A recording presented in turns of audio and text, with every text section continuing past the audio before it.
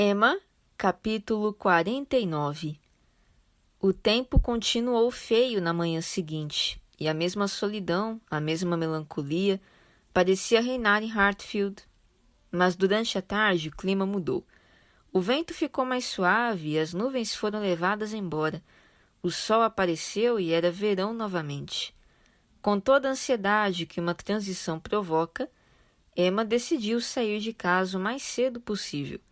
Nunca a vista maravilhosa, os odores, a sensação de natureza, a tranquilidade, o calor e brilho do sol depois de uma tempestade haviam sido tão atraentes para ela. Ansiava pela serenidade que se introduziria gradualmente em sua alma. Quando o Sr. Perry chegou após o jantar, com uma hora livre para passar em companhia do pai dela, Emma não perdeu tempo para introduzir-se entre os arbustos. Depois de caminhar um pouco por ali, sentindo o ânimo um pouco refeito e a ansiedade bastante suavizada, voltou ao caminho e, depois de alguns passos, divisou o Sr. Knightley, que passava pelo pequeno portão do jardim e dirigia-se para ela. Era a primeira vez que o via desde que ele voltara de Londres. Estava pensando nele naquele mesmo momento, imaginando que se encontrava a quase 30 quilômetros de distância. Ela teve tempo apenas para controlar rapidamente suas emoções. Devia mostrar-se composta e calma. Em meio minuto estavam juntos. Os como vai foram rápidos e contidos de ambos os lados. Ela perguntou pelos parentes comuns que estavam todos bem. Quando ele os deixara, naquela mesma manhã. Com certeza ele cavalgara sob a chuva. Sim, Emma percebeu então que o Sr. Knightley viera até ali porque queria caminhar com ela. Ele explicou que havia chegado até a sala de jantar, mas como logo percebera que não precisavam dele ali, preferira ficar do lado de fora. Emma observou que ele não parecia nem falava de maneira alegre, e a primeira possível causa disso, sugerida pelos temores dela, era ele talvez ter comunicado seus planos ao irmão e ter ficado aborrecido pelo modo como eles haviam sido recebidos. Caminharam juntos. Ele mantinha-se em silêncio e Emma tinha a impressão de que a olhava com frequência, procurando ver-lhe melhor o rosto. E isso a fez sentir um novo medo. Talvez o Sr. Knightley desejasse falar com ela a respeito de sua ligação com Harriet e podia estar procurando encorajamento para começar. Ela não se sentia apta a guiar a conversa nessa direção. Ele mesmo deveria fazê-lo. Mesmo pensando assim, ela não conseguia suportar aquele silêncio que não era nada natural nele. Pensou, decidiu e, tentando sorrir, começou. O senhor tem certas notícias para ouvir agora que retornou, que o deixarão surpreso. Tenho? Notícias de que natureza? Da melhor natureza possível. Casamento. Depois de esperar um momento, como para ter certeza de que ela não diria mais nada, ele se manifestou. Se está falando de Jane Fairfax e Frank Churchill, eu já soube. Como é possível? Emma voltou o rosto ruborizado para ele, porque ao mesmo tempo que indagava, surpreendida, considerou que ele poderia ter parado na casa da Sra. Goddard no caminho. Recebi uma carta de negócios do Sr. Weston esta manhã, e no final ele fez um breve relato do ocorrido. Sentindo-se aliviada, Emma conseguiu voltar a falar com compostura suficiente. Provavelmente o senhor ficou menos surpreso do que todos nós, pois já desconfiava disso. Não esqueci que uma vez tentou advertir-me a respeito dessa possibilidade. Eu gostaria de ter lhe dado ouvidos, mas parece que fui condenada à cegueira. Por um minuto ou dois, nada foi dito, e Emma não fazia ideia que despertara qualquer interesse particular, até sentir que ele a segurava por um braço, colocava a mão dela sobre seu coração e dizia em voz baixa, alterada pela emoção: O tempo, minha querida Emma, o tempo vai curar essa ferida. Seu juízo, os cuidados com seu pai, Sei que não se permitiria. Ele apertou a mão dela de leve, enquanto acrescentava em um tom menos seguro. Meus sentimentos de profunda amizade. Revoltante, que comportamento abominável. E em tom mais alto e confiante concluiu. Ele logo irá embora. Os dois logo estarão em Yorkshire. Eu lamento por ela, merecia um destino melhor. Emma compreendeu, então, e assim que seu coração acalmou-se, diminuída a agitação provocada pelo prazer de ouvir essa doce demonstração de afeto, ela replicou: está sendo muito gentil, mas está enganado e devo corrigi-lo. Não necessito desse tipo de compaixão. Minha cegueira para o que ocorria levou-me a agir com eles de uma forma que sempre me envergonhará. Fui totalmente tentada a dizer e fazer muitas coisas que podem provocar conjecturas desagradáveis a meu respeito, mas não tenho outro motivo para lamentar não ter conhecido antes esse segredo. Emma, exclamou ele, olhando-a com ansiedade. É verdade? Controlou-se imediatamente. Não, eu a compreendo, desculpe-me. Estou feliz que consiga dizer tanto.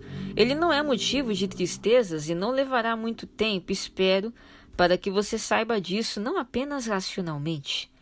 Felizmente, você não chegou a aprofundar completamente seus sentimentos por ele.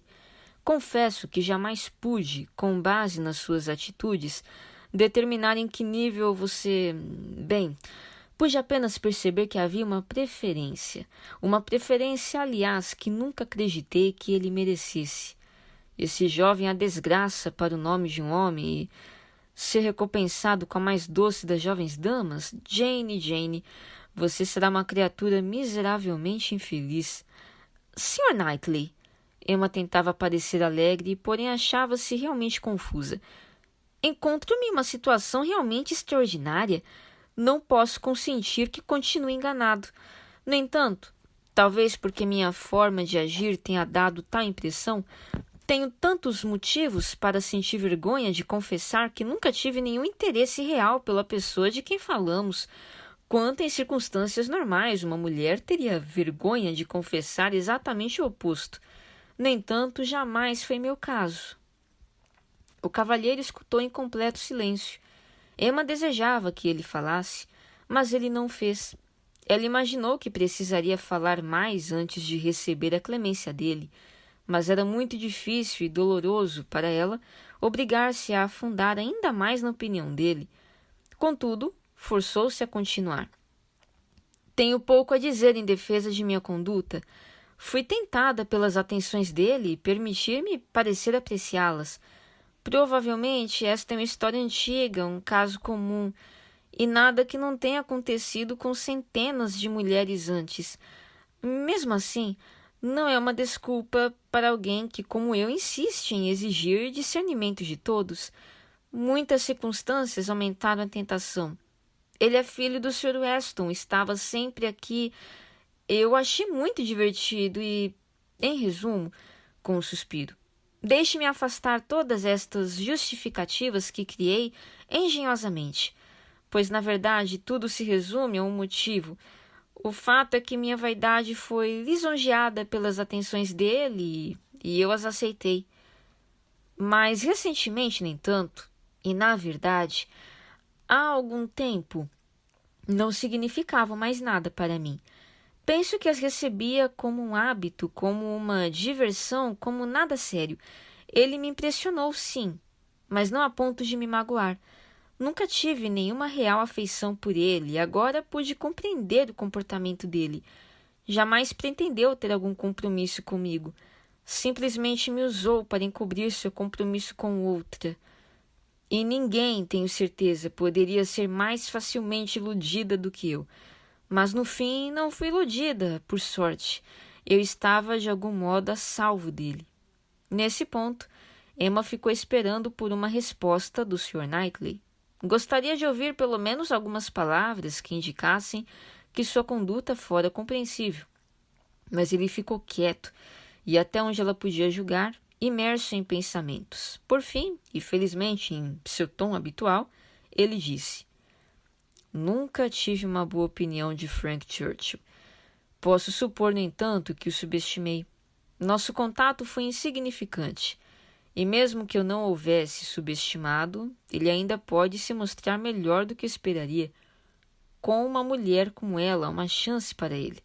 Não tem motivo para desejar-lhe mal, e por causa dela, cuja felicidade dependerá da boa conduta e do caráter dele, certamente lhe desejo bem. Não tenho dúvidas de que serão felizes juntos, assentiu Emma. Creio que estão sinceramente apaixonados. É um homem muito afortunado, declarou o Sr. Knightley com eloquência. Tão cedo na vida, aos 23 anos, no momento em que, se um homem escolhe uma mulher, geralmente escolhe mal. Mas aos 23 ele conseguiu tal prêmio. Com a certeza do amor de uma mulher como ela, um amor desinteressado, pois o caráter de Jane Fairfax demonstra seu interesse. Tudo está a favor dele. No que diz respeito à sociedade, há igualdade na situação. Quero dizer, quanto à sociedade em todos os hábitos e maneiras que são importantes, menos em fortuna, neste ponto, já que a pureza do coração dela não está em dúvida, a desigualdade apenas aumenta a felicidade dele. Um homem sempre quer dar a uma mulher uma casa melhor de onde a tirou, e aquele que puder fazê-lo, quando não existem dúvidas a respeito dela, será o mais feliz dos homens, creio. Frank Churchill é sem dúvida o favorito da sorte. Tudo conspira para favorecê-lo. Ele conhece uma jovem dama em uma estação de águas, conquista sua afeição, não consegue afastá-la, nem mesmo tratando-a de modo negligente. Se ele e sua família viajassem o mundo em busca de uma esposa perfeita, não poderiam encontrar alguém melhor do que ela. A tia dele está atrapalhando o romance. A tia morre. Ele nada mais tem a fazer senão falar, pois seus parentes estão ansiosos por ajudá-la a ser feliz. Ele usou a todos de forma maldosa. No entanto, todos mal podem esperar para perdoá-lo. Ele é realmente um homem muito afortunado. O senhor fala como se o invejasse. E de fato invejo, Emma. Em um aspecto, ele é objeto de minha inveja. Emma não pôde dizer mais nada. Pareciam estar muito perto de falar em Harriet e ela gostaria de mudar de assunto se fosse possível. Arquitetou um plano. Falaria de algo totalmente diferente, como seus sobrinhos da Praça Brunswick.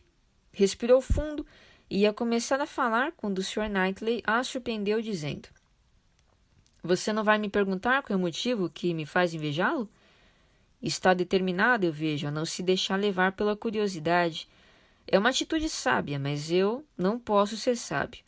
Emma, devo lhe dizer o que não quer perguntar, apesar de saber que imediatamente irei desejar não ter dito. Oh, então não diga, clamou ela. Pare um pouco, pense, não se comprometa. Obrigado, agradeceu ele com grande mortificação e não disse mais nada. Emma não podia suportar a ideia de ter causado sofrimento ao Sr. Knightley. Ele queria fazer-lhe confidências, talvez quisesse saber sua opinião. Então, custasse o que custasse, devia escutá-lo. Devia ajudá-lo a decidir, reconciliá-lo com sua decisão. Devia apoiar Harriet, lembrá-lo de sua liberdade para agir como desejasse. Aliviá-lo do estado de indecisão com certeza era mais intolerável do que qualquer alternativa para uma mente correta como a dele. Logo chegaram à casa. Você vai entrar, imagino, disse ele. Não, respondeu Emma, tendo a confirmação do que pensara no tom deprimido com que ele falara. Gostaria de caminhar mais um pouco. O Sr. Perry ainda não saiu. Depois de darem alguns passos, acrescentou. Eu o fiz calar-se de forma extremamente indelicada agora há pouco, Sr. Knightley, e temo que o fiz sofrer. Mas se tem qualquer desejo de falar abertamente comigo, como amiga, ou de pedir minha opinião, ou ainda, seja o que for que tenha a me dizer como amigo, pode fazê-lo. Prometo ouvir tudo que o senhor quiser me dizer, e prometo que depois lhe direi exatamente o que pensar a respeito. Como amiga, repetiu Sr. Knightley. Emma, esta é uma palavra... Não, é melhor não. Espere, sim. Por que devo hesitar? Já fui longe demais para esconder a verdade. Emma, aceito sua oferta extraordinária como possa parecer. Eu a aceito e vou dirigir-me a você como amigo. Diga-me então, será que não tenho nenhuma chance de sucesso? Ele deteve-se na ansiedade de ver como ela receberia a pergunta, e a expressão em seus olhos a impressionou. Minha querida Emma, você sempre será querida para mim, seja qual for a consequência desta nossa conversa. Minha querida, minha amada Emma, diga-me agora mesmo. Diga, não se tiver de dizê-lo. Na verdade, ela não conseguia pronunciar nem sequer uma palavra. Você fica em silêncio, voltou a falar ele com certa animação. Fica em absoluto silêncio. No momento não lhe peço mais nada. Emma estava a ponto de desmaiar. O medo de ser despertada daquele sonho feliz foi talvez a emoção mais evidente. Não posso fazer discursos, Emma, prosseguiu Sr. Knightley em um tom suave e sincero que denotava uma profunda e convincente ternura. Talvez se a amasse menos eu conseguisse dizer mais, mas você sabe como sou, nunca ouviu de mim senão a verdade. Eu a acusei, a repreendi e você suportou tudo como nenhuma outra mulher na Inglaterra o faria. Escute as verdades que vou lhe dizer agora, querida Emma, como sempre tem feito. O modo que vou dizê-las talvez as recomende muito pouco. Deus sabe que tenho sido um apaixonado muito indiferente. Mas você me compreende, sim. Veja, você compreende meus sentimentos e os retribuirá se puder. No momento, peço-lhe apenas que me permita ouvir sua voz pelo menos uma vez. Enquanto ele falava, a mente de Emma se mantivera em plena atividade e, sem perder uma só palavra, graças à maravilhosa velocidade do pensamento, conseguiu compreender o sentido exato do conjunto do que ele estava querendo lhe dizer. Pôde constatar que as esperanças de Harriet eram totalmente infundadas, que não passavam de ilusão, uma ilusão tão completa quanto qualquer uma das suas ilusões, que Harriet não era nada para ele, que ela, Emma, era tudo. Compreendeu que o que falara em relação a Harriet havia sido tomado pelo Sr. Knightley como expressão dos próprios sentimentos dela, e que sua agitação, suas dúvidas, sua relutância, seu desânimo haviam sido encarados como um desencorajamento da afeição por ela. E não só houve tempo para todas essas considerações, com todo o brilho da felicidade, como também para se regozijar pelo fato de o segredo de Harriet não haver ido além do conhecimento dela e de chegar à determinação de que assim continuaria. Agora, isso era tudo o que poderia fazer por sua pobre amiga. Quanto ao heroísmo que pudesse fazê-la convencer o Sr. Knightley a transferir a afeição que tinha por ela para Harriet, a infinitamente mais merecedora das duas, ou que a levasse então a realizar o sublime gesto de recusá-lo naquele instante, para sempre, sem declarar motivo algum, uma vez que ele não poderia casar-se com as duas, Emma não o possuía. Ficou triste por Harriet, mas nenhum traço de generosidade louca, contrária a tudo que pudesse ser provável ou razoável, tomou conta de sua mente. Ela havia desviado a amiga do bom caminho e iria sempre se reprovar por tê-lo feito.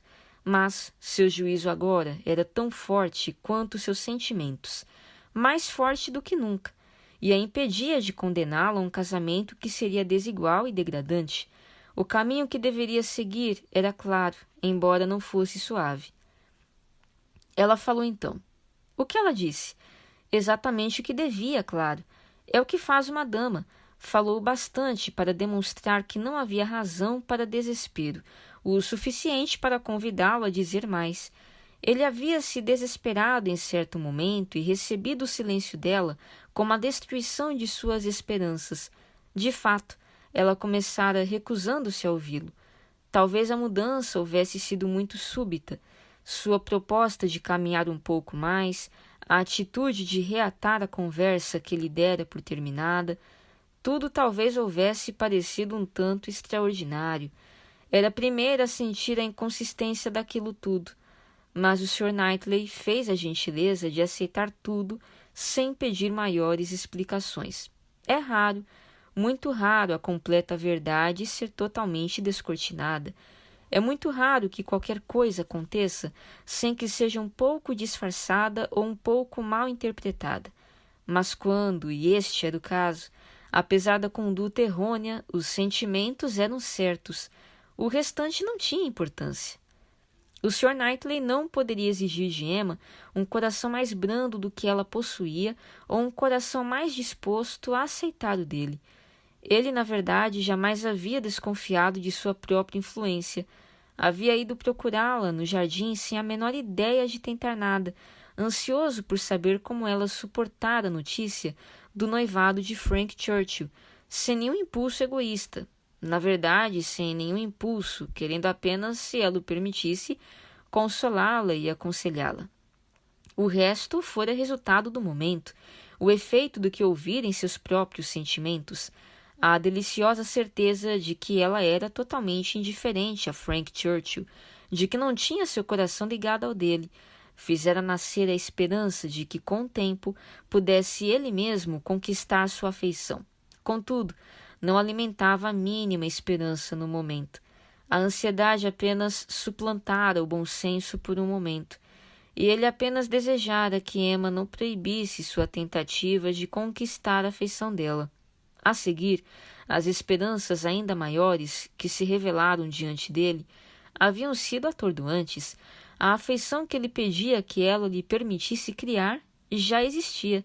Em meia hora, ele passara de um estado do mais profundo desespero para um estado muito próximo da perfeita felicidade, ou de algo que não poderia merecer outro nome. A mudança nela havia sido igual. Aquela meia hora dera a cada um deles a mesma preciosa certeza de ser amado. Tirara de cada um o mesmo grau de ignorância, ciúme, desconfiança. Do lado dele havia o doloroso ciúme que sentia de Frank Churchill, desde que ele chegara, ou mesmo quando ainda era apenas esperado. Estava apaixonado por Emma e com ciúme de Frank Churchill, aproximadamente desde o mesmo período, e um sentimento provavelmente jogara luz sobre o outro, fora o ciúme causado por Frank Churchill que o fizera viajar. O passeio a Box Hill fizera-o decidir ir embora. Não queria mais testemunhar as atenções dele sendo encorajadas por ela. Partira para aprender a ser indiferente, mas tinha ido para o lugar errado. Havia felicidade doméstica demais na casa de seu irmão, e Isabela era muito parecida com a irmã, diferindo apenas nas pequenas inferioridades que sempre faziam com que ele notasse ainda mais o brilho de Emma. No entanto, ficou lá, suportando estoicamente aquela espécie de tortura, dia após dia, até que a carta daquela manhã lhe levou à história de Jane Fairfax. Então, com a felicidade que não pôde deixar de sentir, sim, que não teve escrúpulos de sentir, uma vez que sempre achara que Frank Churchill não merecia Emma. Profundamente preocupado com o bem-estar dela, não pôde mais ficar longe. Voltou imediatamente, mesmo sob a chuva, e seguiu para Hartfield logo depois do jantar, para ver como a melhor e mais doce das criaturas, mais perfeita apesar de todos os seus defeitos, enfrentava a revelação. Ele a encontrara agitada e triste. Frank Churchill era um canalha. Ouviu-a declarar que nunca amara o jovem cavalheiro. O caráter de Frank Churchill não era tão ruim assim.